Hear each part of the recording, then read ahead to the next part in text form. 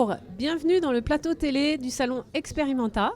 Nous accueillons aujourd'hui deux jeunes artistes dont l'atelier s'appelle Cached en anglais. Bonjour. Bonjour. Bonjour. Et je vais vous demander d'abord de vous présenter et de présenter l'œuvre.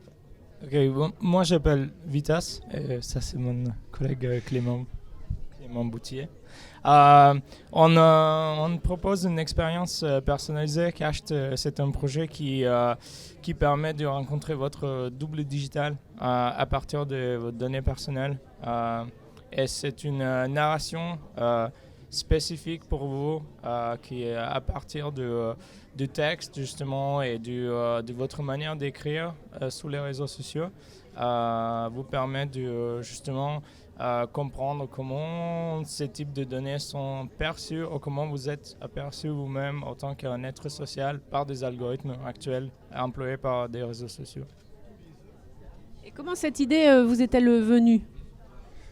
Donc nous, le collectif Cached, on s'est formé lors d'une résidence collaborative et artistique qui a eu lieu il y a 2 ans de ça à Aix-en-Provence, à The Camp. Donc on ne se connaissait pas, on a été sélectionné sur dossier, profils internationaux de tout background. Vitas est designer, mais il y avait aussi dans les équipes des poètes, des artistes de cirque, voilà, tous les métiers étaient représentés et on a fait naître l'idée entre nous après s'être rencontrés durant cette résidence qui a duré 5 mois. Donc nous on s'est regroupés à 7 personnes. On a formé le collectif et on a travaillé autour du sujet des données personnelles, de leur collecte, mais aussi de leur utilisation, qui peuvent en être faits derrière.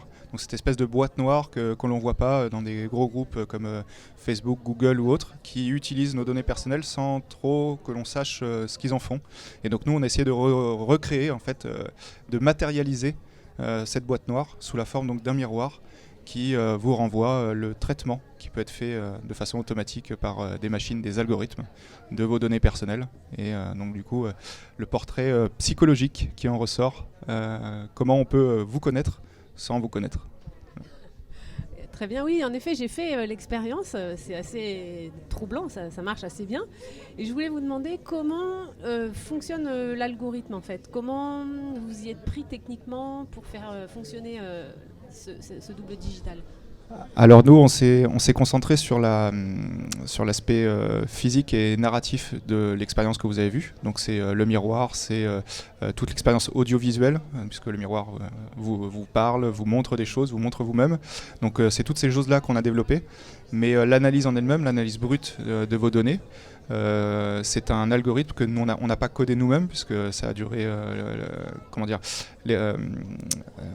cette collaboration a duré 5 mois. On a passé déjà 1 mois et demi à apprendre à se connaître. Ensuite, on a fait naître l'idée pendant 3 mois. L'idéation a duré 3 mois et le prototypage en lui-même a duré 1 mois et demi. Donc vous pensez bien qu'en 1 mois et demi, avec un codeur dans l'équipe, on ne va pas coder un algorithme qui va vous analyser complètement. Aujourd'hui, il y a sur le marché beaucoup d'algorithmes qui permettent de le faire, de façon d'ailleurs plus ou moins gratuite. Et en l'occurrence, nous, on utilise deux algorithmes, l'un créé par une université, l'autre créé par IBM. Et qui permettent l'accès en fait, à ces algorithmes. Donc nous, on envoie des données brutes et anonymisées à ces services qui nous sortent des résultats que nous, on met en lumière. Et surtout, bon, l'expérience est aussi à propos de la médiation qu'on fait autour de l'œuvre, qui est très très importante. Le but, c'est pas uniquement de vous présenter devant le miroir, c'est aussi de parler de cette problématique qui n'est pas un problème en soi, mais au moins d'avoir la réflexion autour des données personnelles. C'est ce qu'on a voulu initier avec cette œuvre. En fait, c'était même un choix un peu artistique de justement de reprendre un algorithme plutôt que même envisager d'en recréer un, parce qu'on voulait justement surfacer des algorithmes qui sont déjà employés, qui sont puissants et qui sont créés soit par des... dans la plupart par les entreprises justement et ensuite employés dans les réseaux sociaux. À titre d'exemple, le IBM Watson qu'on utilise, c'est 10 ans de développement. En fait, c'est du machine learning, c'est du deep learning, c'est des mots qu'on entend beaucoup aujourd'hui.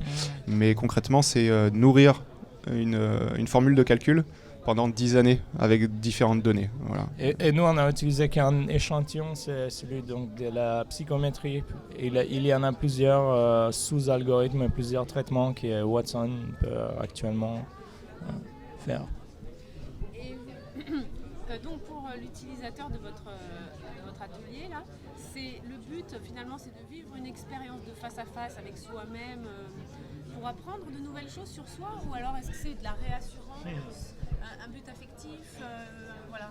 Alors, il y a un peu de découverte dans le choc qui est produit, du fait qu'il y a une machine, on est devant une machine pendant 10 minutes, isolée du monde extérieur.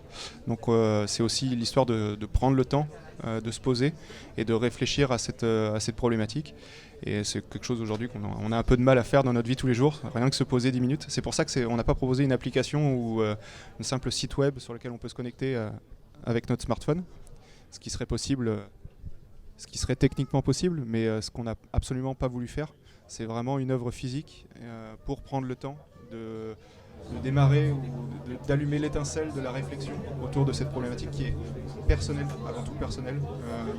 Et donc du coup, le but, c'est de renseigner le maximum de citoyens pour que chacun réfléchisse de son côté à cette problématique, pour que peut-être émerge, si un problème émerge de cette réflexion, ce problème sera global, et donc du coup il y aura aussi une solution qui sera globale. Voilà. Si l'utilisation de nos données par des grosses entreprises comme Facebook nous pose problème à la société entière, forcément il y aura aussi une solution qui sera trouvée par cette société.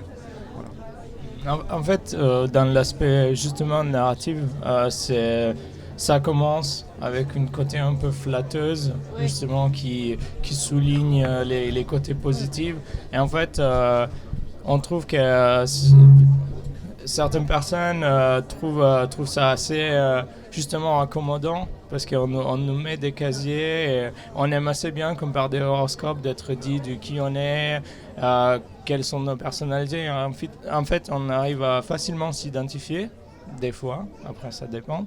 Et ensuite, on a la deuxième partie qui est un peu plus...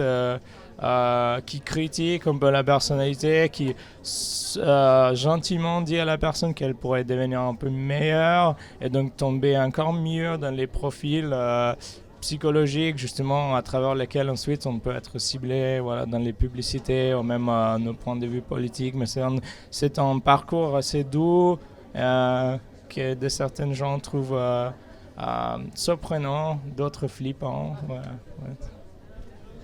Oui, alors moi par exemple, ils ont trouvé un certain nombre de qualités, et à un moment donné, ils disent affirmation de soi 3,03%. Comment ils ont fait pour trouver ça? Comment ils ont fait?